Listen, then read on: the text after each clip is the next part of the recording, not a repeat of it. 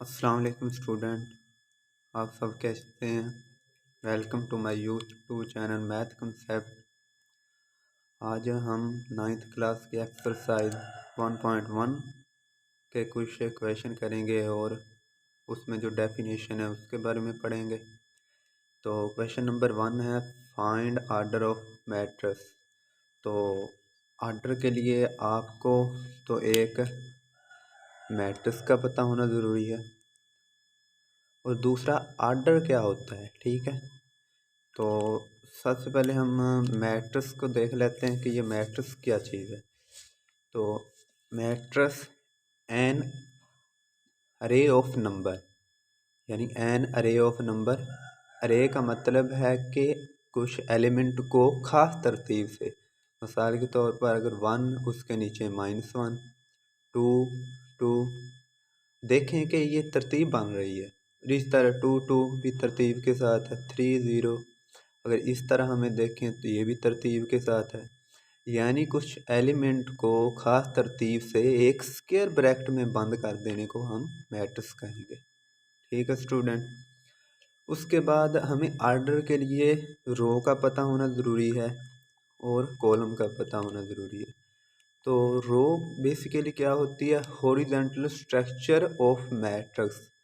Horizontal structure of matrix is called row.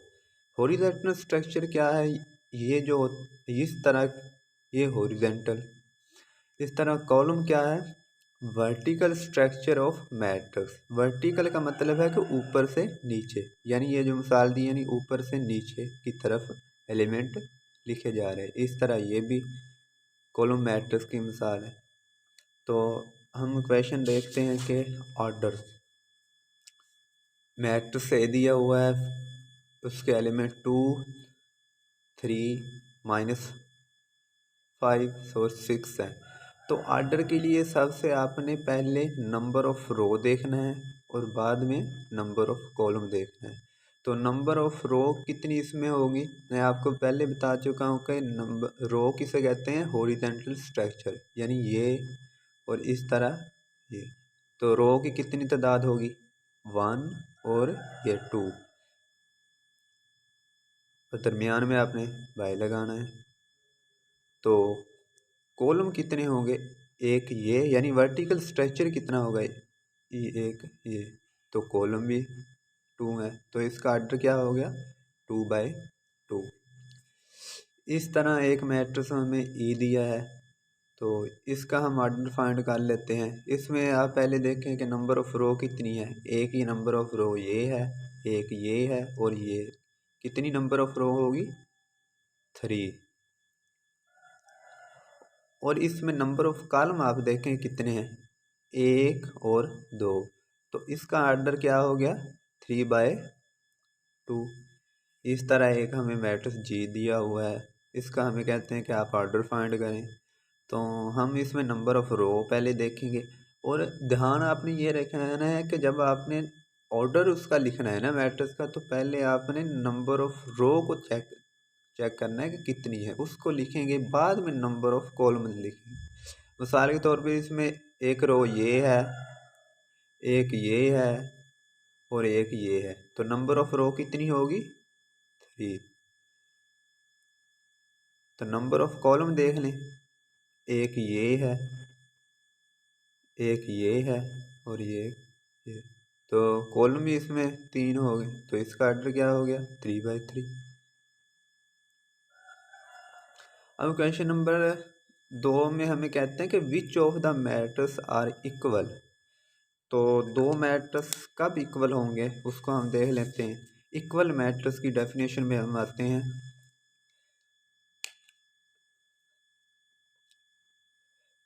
To matrix A and B are equal if, यानी दो matrix हमारे पास ए और B हैं, वो कब इक्वल होंगे?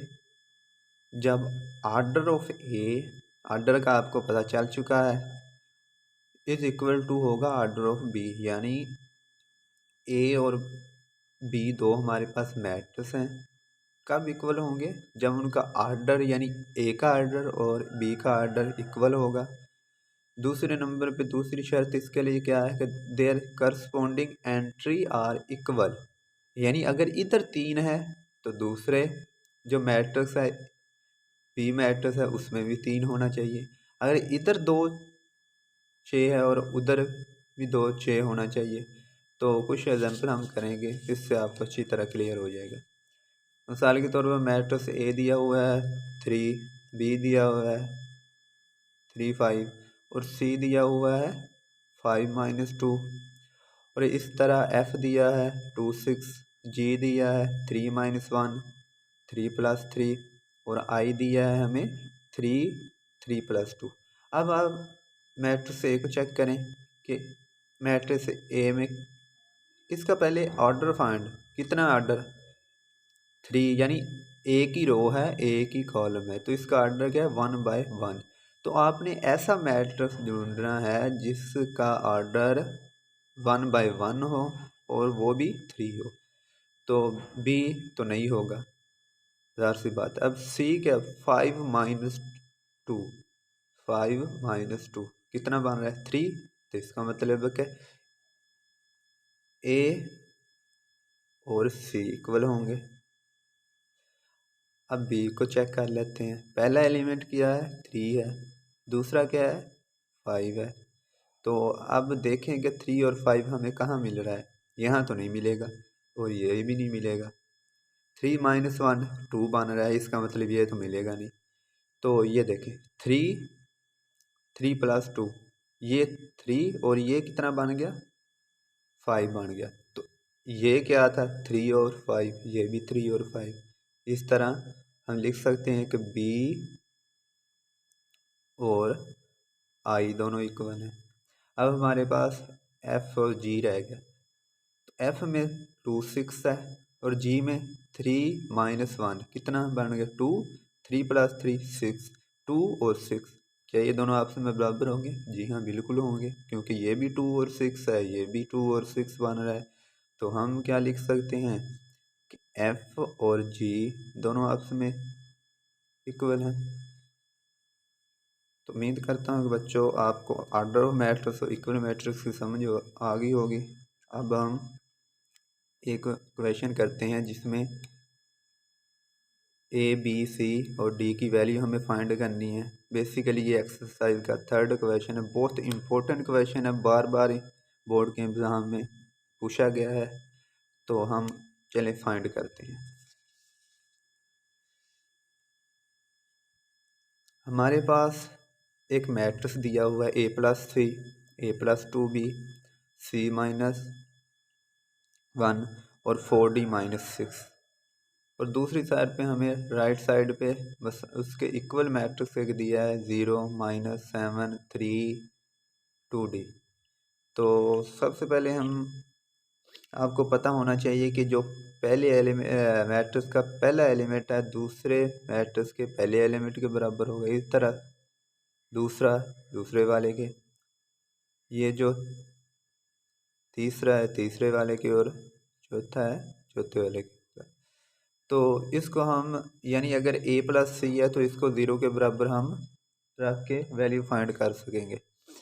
तो अगर हम A+C यहाँ रखते हैं, मिसाल के तौर पर अगर मैं यहाँ लिखूँ A+C = 0, तो हमें दो वेरिएबल है तो दोनों की एक साथ हमें वैल्यू नहीं फाइंड होगी, यानी हम इसकी वैल्यू फाइंड नहीं कर सकें, क्योंकि यहाँ तो हमें पहले A का पता होना चाहिए कि A क्या है, या तो हमें C का पता होना चाहिए कि C क्या है, फिर ही हमें कोई वैल्यू फाइंड करेंगे ना, एक की पहले हम करेंगे।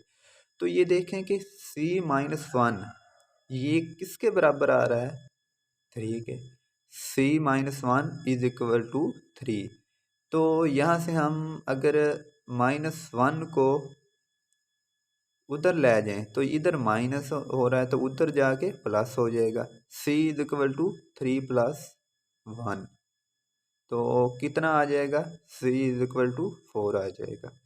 अब हमें C की वैल्यू मिल गई है, अब हम कोई भी वैल्यू फाइंड कर सकते हैं।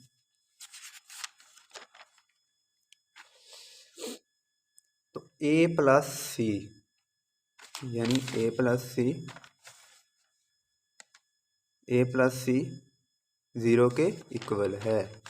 तो सी की वैल्यू हमें फाइंड हो चुकी है। तो हम सी की जगह 4 पुट कर देंगे। क्या हमें यानी इसकी जगह हम 4 पुट कर देंगे क्योंकि हमें सी की वैल्यू पता है कि वो 4 है। जब हम 4 पुट करेंगे इज इक्वल टू 0, तो यहाँ इधर 4 प्लस हो रहा है तो उधर जाके माइनस हो जाएगा।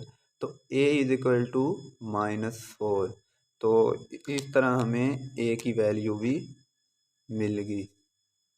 अब आपको b और d की वैल्यू फाइंड करने की ज़रूरत है। तो ये देखें a प्लस 2b किसके इक्वल है? -7 के। तो a plus 2 is equal to -7। अब बच्चों आपको पता है कि a की वैल्यू हमें मिल चुकी है जो कि -4 है। तो इस a की जगह हम -4 पुट कर देंगे।